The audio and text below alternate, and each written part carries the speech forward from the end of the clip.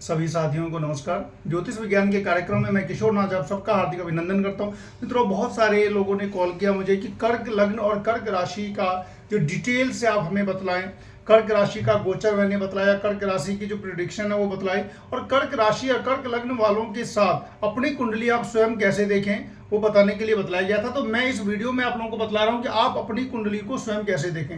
मित्रों, अगर आपकी कर्क लग्न की कुंडली है तो आपकी कुंडली के अंदर जो पहला जो भाव है, जैसे 4 नंबर लिखा हुआ है यहाँ पे, तो आपके पहले हाउस में यहाँ पे 4 लिखा हुआ रहेगा। 4 का मतलब होता है कर्क, और इसका मतलब ये हो गया कि आपकी जो लग्न कुंडली है वो कर्क लग्न की है।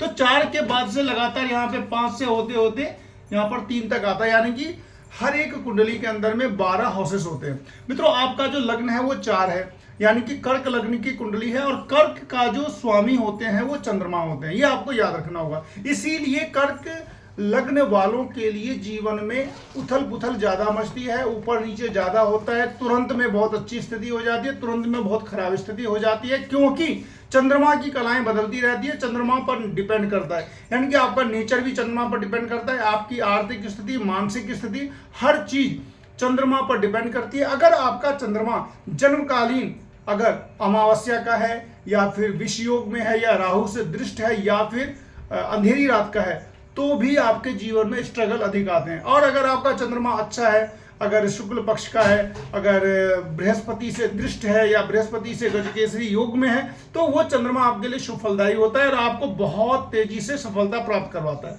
अब बात करते हैं कि हर एक चीज के बारे में। सेकेंड हाउस जो है वो धन भाव होता है, आपके फैमिली का भाव होता है, आपका कुटुंब का होता है, और उसके जो लॉर्ड है यानी कि स्वामी जो है वो सूर्य है। अब सूर्य की परिस्थिति कैसी है आपकी कुंडली में? अगर आपका सूर्य अच्छा है तो आप अच्छे वक्ता होंगे। अगर सूर्य आपका अच्छा है तो आपके पास धन की अच्छी स्थिति होगी। अगर सूर्य आपका अच्छा है तो आपका जो परिवार होगा वो उन्नत होगा, बहुत ही भाग्यशाली परिवार होगा। अब ये सूर्य कैसे अच्छा होगा? तो सूर्य अगर आपका 1 नंबर में है, यहां पर देखो मित्रों, अगर 1 नंबर में, यानी कि अगर आपका जन्म 15 अप्रैल से 15 मई के बीच का है, यानी कि सूर्य अगर आपका उच्च है और 1 नंबर में है, मेष राशि का है, तो यहां पे एक योग बन जाता है द्वितीय से दशमस्थ, यानी कि सेकेंड हाउस का लॉर्ड 10th हाउस में। तो ये एक ऐसा योग बनाता है कि आप किसी भी परिस्थिति में जन्म लेंगे, किसी भी कुल में जन्म लेंगे, कैसे भी परिवार में जन्म लेंगे, आप अपने परिवार का नाम रोशन जरूर करेंगे। ये एक शाश्वत सत्य है कि सेकंड हाउस का लॉर्ड जब 10th में जाता है किसी का जन्मकालीन, तो ये स्थिति बनती है। तो आप अपनी कुंडली के अंदर में देखें सूर्य कैसा है। अगर आपका सूर्य कमजोर अवस्था में है तो सूर्य को आप अर्घ्य दें, सूर्य का आदित्य हृदय स्तोत्र पाठ करें, या सूर्य से संबंधित जो भी ज्योतिषीय उपाय हैं वो करें। थर्ड हाउस जो होता है, तीसरा भाव, उसमें 6 नंबर लिखा है, उसके जो मालिक होते हैं वो बुध होते हैं, और तीसरा भाव आपके सहोदर का है, तो जितना अच्छा सहोदर का भाव होगा उतने अच्छे सहोदर की स्थिति रहेगी। चौथा भाव जो है मित्रों वो है भूमि, भवन, वाहन और माता का, और उसमें लिखा हुआ है 7 नंबर, देख सकते हैं आप। अब 7 नंबर का जो मालिक है वो शुक्र है, और वो शुक्र आपके लिए जमीन, वाहन, वैभव, जो भी जीवन का जो भौतिक सुख जो भी है उसके मालिक आपके शुक्र हो जाते हैं। तो शुक्र अगर आपका अच्छी स्थिति में है तो आपको बहुत लाभ मिलेगा। अब डिपेंड करता है ये शुक्र है कहाँ। अगर वही शुक्र आपका अगर 7th हाउस में है तो हो सकता है पत्नी से आपका धनागम हो, पत्नी आपकी जॉब करने वाली हो। अगर वो शुक्र आपका 3रे हाउस में है तो भाई से भी आपको लाभ हो सकता है। अगर वो शुक्र आपका 5म भाव में बैठा हुआ है तो संतान से बहुत बड़ा लाभ होगा। अगर वो शुक्र आपका 11th हाउस में बैठा हुआ है तो बड़े भाई से लाभ होगा। अगर वो शुक्र आपका 9th हाउस में बैठा हुआ है तो आपका भाग्योदय होगा, और भाग्योदय होने के बाद आपको धन का बड़ा लाभ होगा। यानी कि सारी चीजें इंटरकनेक्टेड होती हैं कि किस लॉर्ड, कौन सा लॉर्ड कौन से हाउस में बैठ गया है, उस लॉर्ड का मालिक कौन है, उस भाव का क्या क्या फैक्टर काम करता है, ये सारी चीजें डिपेंड करती हैं। अब बात करते हैं 5म भाव जो है, यानी कि पंचमेश, 8 नंबर वृश्चिक राशि आता है, और इसका मालिक होता है मंगल। मित्रों, मंगल आपके लिए प्रबल बली राज्योकारक होता है, क्योंकि वो केंद्र का भी स्वामी है, त्रिकोण का भी स्वामी है। देख सकते हैं कि ये जो है 1 नंबर लिखा हुआ है यहाँ पे, ये आपका केंद्र है और ये त्रिकोण है। केंद्र और त्रिकोण दोनों का स्वामी अगर एक ही प्लेनेट हो जाए तो वो प्लेनेट आपके लिए सबसे ज्यादा शुभ फल देने वाला हो जाता है। तो आपके लिए कर्क लग्न वालों के लिए मेष और वृश्चिक दोनों केंद्र और त्रिकोण आते हैं, यानी कि इसका जो स्वामी है वो मंगल है, और वो मंगल आपके लिए बहुत ही ज्यादा शुभ फलदायी हो जाते हैं। अब पंचम का मालिक मंगल है, यानी कि मंगल ही आपके संतान का जो फैक्टर काम करता है, वो संतान का जो मालिक है वो आपका मंगल है। कॉम्पिटिटिव एग्जाम का भी मालिक मंगल है। तो आप अपनी कुंडली में खुद से देखें कि कहीं मंगल पीड़ित तो नहीं है। अगर मंगल पीड़ित है तो संतान प्राप्ति में बाधा, कॉम्पिटिटिव एग्जाम में बाधा, मानसिक आपको उद्विग्न हो सकते हैं, एंजाइटी बढ़ सकती है, क्योंकि पंचम भाव जो होता है वो मानसिक स्थितियों का भी होता है। तो इन सारी चीजों से आप अपनी कुंडली को तत्कालीन स्वयं देख सकते हैं कि पंचम भाव संतान का है, कॉम्पिटिटिव एग्जाम का है, मानसिक स्थिति का है, बुद्धि का है, तो आपका मंगल कहां पर है। अगर आपका मंगल किसी भी प्रकार से पीड़ित है तो फिर मंगल का जो भी उपाय होता है वो आपको करना पड़ सकता है। अब बात करते हैं छठे भाव की। छठे भाव का भी मालिक आपका बृहस्पति है, और 12वें घर में 12 नंबर जो लिखा हुआ है, यानी कि 9th हाउस का लॉर्ड भी बृहस्पति है। तो यहाँ पे ज्यादातर होता है क्या है, कर्क लग्न में बृहस्पति ये छठे घर का ज्यादा फल नहीं दे करके 9th हाउस का अधिक फल देते हैं, यानी कि शुभ फल अधिक देते हैं। तो बृहस्पति आपका भाग्य का भी मालिक है, शत्रु कर्जा बीमारी का भी मालिक है। तो अगर बृहस्पति आपकी कुंडली में अच्छी स्थिति में है तो ना तो शत्रु होंगे, ना ही कर्जा होगा, ना ही बीमारी होगा, यानी कि आप बहुत ही अच्छी पोजीशन में रहेंगे। लेकिन अगर बृहस्पति आपका पीड़ित होगा तो सबसे पहले तो आपके पैर में चोट लगवा देगा, खास करके तब जब 12th हाउस भी पाप पीड़ित हो और बृहस्पति या फिर 9th हाउस अगर पाप पीड़ित हो, क्योंकि 12 नंबर और बृहस्पति दोनों पैर के कारक होते हैं। तो आपको इस कुंडली में अपने से देख लेना होगा कि मेरी क्या स्थिति बन रही है। अगर किसी भी प्रकार से कोई प्लेनेट आपका ऐसा है जिसमें आपको लग रहा है कि भाई इसमें तो प्रॉब्लम है, तो उसका उपाय कर लें। अब बात आ जाती है 7th हाउस की। 7th हाउस होता है आपका मैरिज का, मैरिज के बाद आपका होता है साझेदारी, बिजनेस का। उसका मालिक कौन है, शनि। 10 और 11 यानी अष्टमेश भी शनि और सप्तमेश भी शनि, और शनि आपकी कुंडली में सबसे ज्यादा अरिष्ट फल देने वाला है। मित्रों, सबसे ज्यादा अरिष्ट फल देने वाला अगर कोई है तो वो शनिदेव है, क्योंकि सप्तम और अष्टम दोनों ही मारक होते हैं। सप्तम और अष्टम दोनों ही मार्केश कहलाता है, और खास करके इसीलिए सबसे ज्यादा अभी जो कष्ट मिला हुआ है कर्क राशि वालों को, क्योंकि कर्क राशि वालों की शनिदेव की अढ़ैया चल रही है। तो शनिदेव की जब अढ़ैया चलती है कर्क राशि वालों पर तो उनको कष्ट अधिक मिलता है। तो हालांकि वो कष्ट अभी बस खत्म ही होने वाला है 15 नवंबर के बाद। उसके लिए भी मैं कल वीडियो बनाऊंगा कि 15 नवंबर के बाद कर्क राशि वालों के लिए क्या क्या शुभ फल मिलने वाले हैं। तो 7th हाउस का जो मालिक है वो शनि है, अष्टम का भी मालिक शनि है। अगर आपका शनि अष्टम में ही बैठा हुआ है, 8th हाउस में अगर आपका शनिदेव बैठे हुए हैं, तो निश्चिंत रहिए कि आप दीर्घायु तो हैं ही।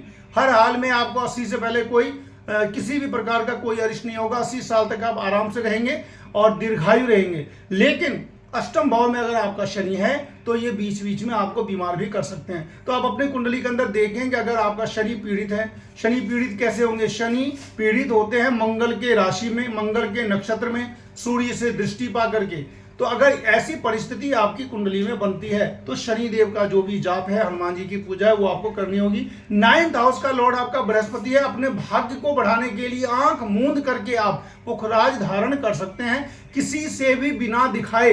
अगर कोई एक स्टोन है जो आप पहन सकते हैं, आपको हर हाल में फायदा देगा, तो वो है पुखराज। पुखराज जब भी पहने बृहस्पतिवार को पहने। कोशिश करें कि ओरिजिनल स्टोन हो, नकली स्टोन नहीं हो। नकली स्टोन का कोई फायदा नहीं होता है। और असली स्टोन जब आप पहनते हैं उसको गंगा जल में धो करके पहनते हैं और अच्छी तरीके से उसको प्राण प्रतिष्ठा करके पहनते हैं, तो हर हाल में आपको लाभ मिलेगा।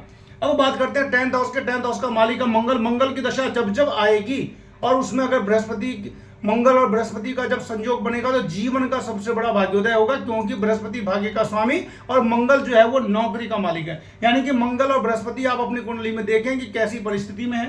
11th हाउस है शुक्र, और शुक्र जो है वो आपका आने वाले धन का मालिक है, और बुध जो है वो व्यय का मालिक है। अब बात करते हैं इसमें कि सरकारी नौकरी का योग कैसे बनता है। तो सरकारी नौकरी का पहला योग तो होता है बुधादित्य योग। किसी भी कुंडली में अगर बुधादित्य योग हो तो वो नॉर्मल एक योग बना देता है। इसके बाद होता है केंद्र और त्रिकोण का युति।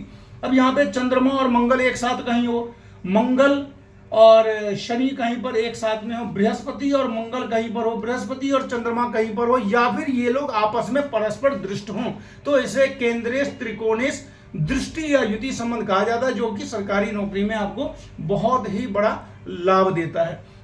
सरकारी नौकरी के लिए 9th 10th और 11th हाउस का अगर कहीं पर में दृष्टि या युति संबंध आपका बन रहा है, यानी कि बृहस्पति मंगल और शुक्र कहीं पे आपस में देखते हुए या फिर एक साथ बैठ करके अगर किसी प्रकार के संबंध में हैं, तो सरकारी नौकरी तो पक्की समझिए। अष्टम भाव जो होता है वो मित्रों पीएचडी का होता है, खोज का होता है, विदेश यात्रा का होता है।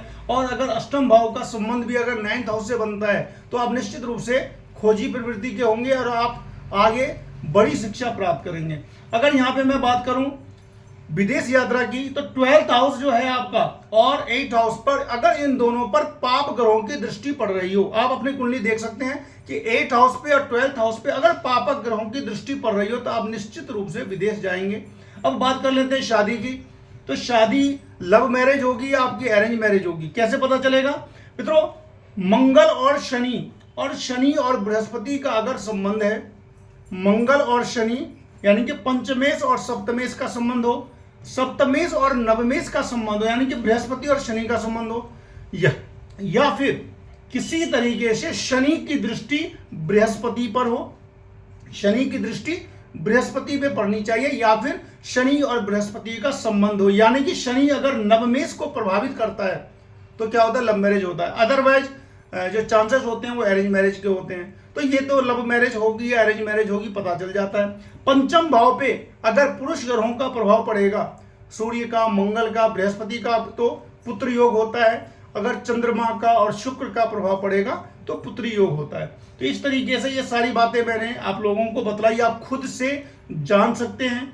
7th हाउस आपकी शादी का है, अपने 7th हाउस को देखें कि कहीं इस पर बहुत अधिक पाप ग्रहों का तो प्रभाव नहीं है। अगर ज्यादा पाप ग्रहों का प्रभाव होगा तो शादी में प्रॉब्लम आएगी। पहली प्रॉब्लम ये आती है कि शादी होने में देरी होती है, अगर दूसरी प्रॉब्लम ये आती है कि शादी के बाद प्रॉब्लम आनी शुरू होती है।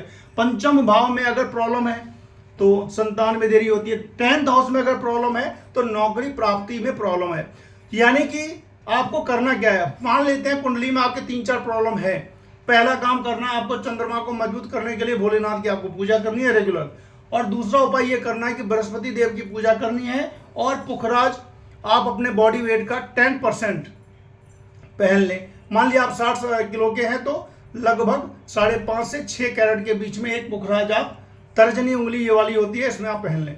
ये सब करने के बाद आप देखेंगे कि जो भी ज्योतिषीय उपाय होते हैं वो करने के बाद लगभग 30 दिन के भीतर ही प्रभाव आना शुरू हो जाता है और आपको लाभ मिलना शुरू हो जाता है। मित्रों लाइक शेयर सब्सक्राइब जरूर करें। मिलते हैं अगले वीडियो में, तब तक के लिए नमस्कार।